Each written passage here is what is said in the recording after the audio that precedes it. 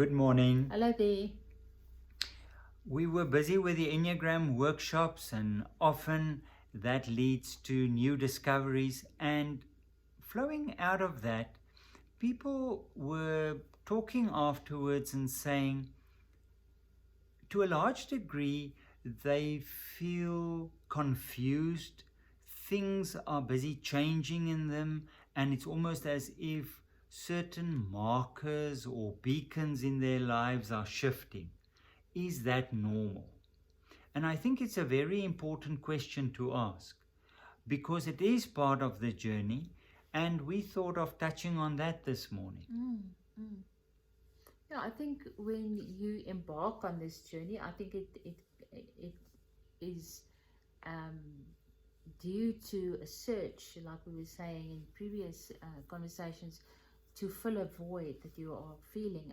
And I think when you embark on that journey, often it feels like everything that you were taught, everything that you believed in, um, falls away one after the other. The way you see God, the way that you felt about maybe the way that you communicate with God. And I think it makes one feel very scared that you're on a completely off course. You've Because lost the why am I plot. feeling, why am I feeling all of this confusion? Where is God? Who is God? All those questions are coming to the surface, and it's really a very scary feeling Mm, in the journey. mm. But I think we need to say that that is absolutely part of the inner journey Yes. and necessary. And I think that's also something uh, that Jesus was talking about when he spoke of a dying and a birthing, because any birth is through a birthing a channel Almost a period of darkness, and a period of of darkness. not knowing. Yes, and confusion. Yeah. What I find very interesting or liberating or exciting on my journey, there right at the beginning, extremely confused, um, reevaluating almost everything that I thought is my guidelines and my beacons, and that changed when I almost discovered my own voice. And but even further on in the journey is what I find very interesting is when my prejudices are challenged. Mm-hmm. Um, and I have a certain image of a person or of a group of people, and then I interact with that person or group, and it is revealed how prejudiced I was. Mm. So, Yeah. so it is. I approach life with certain viewpoints Yeah. Yeah. and certainties. This is the way it is. Yeah. And then somehow, through a crack, the light comes in. Mm. And things change, and they really change. It's not window dressing, it is not mere decency. This is real change to our core. Mm. And we find our voice, and almost for the first time, we stand before God as well. And we say, so that's who you are. So everything, things fall away. Mm. Mm. It's almost like it's little pillars that you were building your life on, and it's all it's the way that you read the Bible. It's the way that you were taught in Sunday school. It's these little pillars that were built up, and one by one, as you go on this journey, um, and you actually start trusting your inner knowing and start looking at things and not, because I think we're not taught to question, Mm. not at all.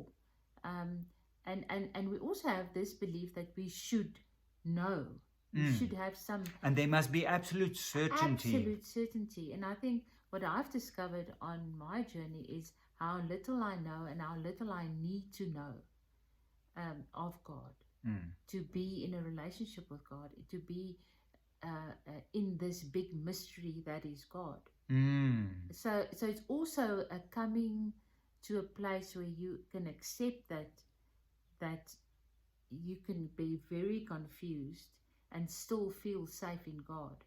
Yes, yes. Initially, you might even feel uncertain about the Yes, relationship yes, with God. absolutely. And how do I now, God, the way that I've been communicating or trying to communicate, or where I would find God, is no longer there. Yes. It's like everything falls away, and you are like somebody in a country where they don't speak your language. You Yeah. don't know where you are. You don't know how to to to to to even get in contact anymore. Mm. So it's a very dark period. I think it's a very scary place. But I think what's good to say is that it is part of the journey. It is. There's nothing wrong with you. I mean, often on our journey, we've said, I must be mad, uh, or I'm losing my head, or something. It's very confusing. It is part of the journey. And I think it has to be stated, and it is very important to find people and you recognize them who have been on this journey, who are on this journey, and that you can talk to, Mm, mm. and that can guide you to find a spiritual director, because spiritual directors functioning within the contemplative spirituality, where this is part and parcel of the journey, and a spiritual director being with you on this journey and helping you. I think we were talking about synchronicity the past 2 weeks, and I think what I've discovered on the journey is how it is sent over my over my life. People, books, um, and that has been such a huge confirmation of the journey as well. And the beauty is that Jesus himself said that it is not going to be an easy journey. It is going to be a dying, and it is almost forsaking important relationships and situations. Well, the known, almost the known. The known, that is. Yeah, it's letting go of the known. That is what, Yeah. in Luke 14, where he says, and he's exaggerating to the extreme, and he says, unless you leave father and mother and brother and sister, you can't follow me. What he is saying, and it's beautiful how you put it, if you don't let go of the known to get to the real, Oh, that's beautiful. yeah, you can't be on this journey. Yeah. You can't be my disciple. You can't. And we've interpreted that as to be a disciple of Jesus is extremely difficult. That's not the main message that he was conveying there. It is that leaving the known to enter the real. And he says you have to make your calculations. It is, if you want to live a cozy life without any disturbances, everything going according to plan and cultural norms, even if your own voice is smothered, don't go on this journey. Stay in your safe place. But if you go on this journey, this deep journey, then things are not always easy. It's going to be, you're going to be shaken. You're going to be worked over. Yes. There is going to be a dying and there is going to be a birthing. Yeah. Something new. And that is what Mary Oliver so beautifully describes in that poem of her, The Journey, about the stormy night that you enter. And you start leaving the house. And outside there's this wind blowing and branches breaking, and you have these voices inside the house. How does she put it? Offering their bad advice. Yeah, shouting their bad advice. Yes. But then you step into this darkness, saving the only life you can save. Yeah, because I think that's the important thing, is that it is, all of this is fueled by a search.